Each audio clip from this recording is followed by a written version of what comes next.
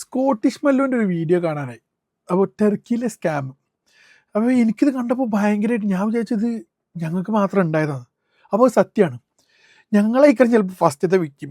2022 കാലഘട്ടത്തിൽ അവിടെ ടൂറിസ്റ്റ് അത്രയ്ക്ക് ആവാത്ത, അല്ലെങ്കിൽ ടൂറിസ്റ്റിക് ആവാത്ത, അല്ലെങ്കിൽ യു കെന്ന് ആൾക്കാർ പോവാത്ത ഒരു സമയത്ത്, അല്ലെങ്കിൽ ഇത്ര ആൾക്കാർ യു കെയിൽ ഇല്ലാത്തൊരു സമയത്ത് ഞങ്ങളൊരു 8-9 ആൾക്കാർ, ആണുങ്ങളും പെണ്ണുങ്ങളുമായിട്ട് ഫ്രണ്ട്സ് എല്ലാവരും കൂടി ടർക്കിയിലേക്ക് ഒരു ട്രിപ്പ് പോയി.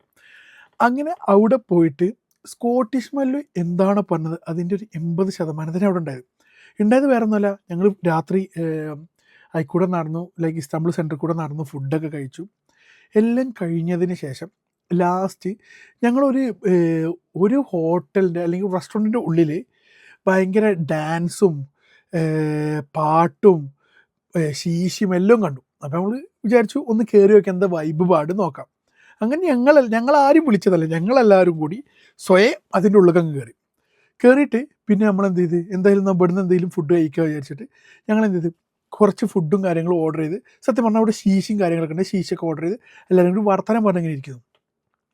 വർത്തമാനം പറഞ്ഞിരിക്കുന്ന ഇടയിൽ ഞാനും എൻ്റെ ഒപ്പമുള്ള ഒരു ഫ്രണ്ടും മാത്രം അവിടെ എന്ത് ചെയ്തു, അപ്പുറത്തുള്ള ടേബിളിൽ തോക്കും കാര്യങ്ങളൊക്കെ കണ്ടു. അപ്പം ഞാൻ എന്ത് ചെയ്ത്, ഗേൾസും കാര്യങ്ങളും ഒപ്പമുണ്ട്, അപ്പോൾ ഓർക്ക് ടെൻഷൻ ആവണ്ടോ വിചാരിച്ച് ഞാൻ എന്ത് ചെയ്ത് അവനങ്ങനെ കാണിച്ചു കൊടുത്തു. അപ്പോൾ അവനെന്ത് ചെയ്ത് ഇവരൊക്കെ കൊണ്ടുപോയിട്ട് പുറത്തേക്ക് പോയിൽ ഇവർ കുറച്ചാൾ പുറത്തേക്ക് പോയി, ഞാനും വേറൊരുത്തർ മാത്രമേ ഉള്ളൂ. അപ്പോൾ ഇവരെന്ത് ചെയ്ത് പുറത്തുനിന്ന് ഷട്ടർ ഇട്ടിട്ട് എന്ത് ചെയ്ത് ഷട്ടർ ഇട്ടിട്ട് ഇവരെന്ത് ചെയ്ത് ബില്ല് കൊണ്ടുവന്നതിൽ ഞാൻ പറഞ്ഞ് അവർ തൊള്ളി തോന്നിയ പൈസ എന്ന് വെച്ചാൽ ഞങ്ങൾ ഏകദേശം 30 പൗണ്ട് 40 പൗണ്ടിന് ആകെ സ്പെൻഡ് ആയിട്ടുള്ളൂ.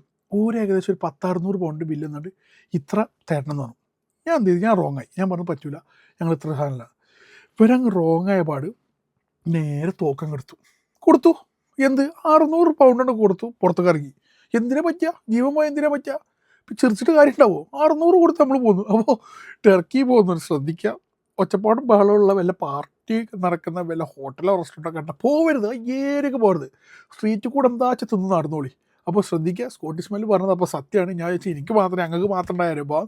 അപ്പോൾ അവൻ പറഞ്ഞു വെച്ചിട്ട്, അവനൊരു ട്രാവൽ കമ്പനി നടത്തുന്നതാണ്, അവൻ പറഞ്ഞു വെച്ചിട്ട്, അപ്പോൾ അത് വളരെ സത്യ ഒരു കാര്യമാണ്. അപ്പോൾ ബി അവെയർ. അപ്പോൾ വളരെ ശ്രദ്ധിക്കുക തുർക്കി പോകുന്ന എല്ലാ ടൂറിസ്റ്റേഴ്സും, ബിക്കോസ് അവർ ഫോക്കസ് ചെയ്യുന്നത് ഇന്ത്യൻസിനെയാണ് എന്നാണ് അവൻ പറഞ്ഞത്. അങ്ങനെയാണെന്നുണ്ടെങ്കിൽ വളരെ ശ്രദ്ധിക്കണം. ഓക്കെ.